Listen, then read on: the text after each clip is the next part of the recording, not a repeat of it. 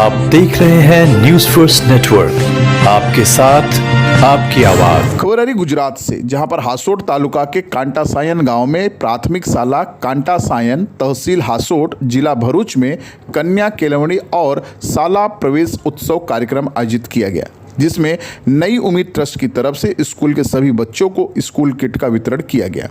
अंदाजन 102 किट दी गई, जिसमें मुख्य अतिथि तालुका आरोग्य अधिकारी हसोट श्री डॉक्टर संजय दुबे साहब और लाइजन अधिकारी श्री जिग्नेश भाई पटेल साहब, तलाटी मंत्री दिनेश भाई पटेल, सरपंच अल्पेश पटेल, नगीन परमार जी, राम सागर पटेल, अहमद भाई सिंधा, मुनावर भाई सिंधा व स्कूल के principal Rashmika Devi Patel, school staff व न्यूज़ फर्स्ट नेटवर्क के संवाददाता Mohammad Ansari, news first network के निदेशक, गुजरात ब्यूरो चीफ और national security and anti corruption crime preventive brigade व नव भारत निर्माण सेना के राष्ट्रीय महासचिव व नई उम्मीद ट्रस्ट के अध्यक्ष मोहम्मद अफजल सिंधा साहब व गांव के अन्य लोग मौजूद रहे।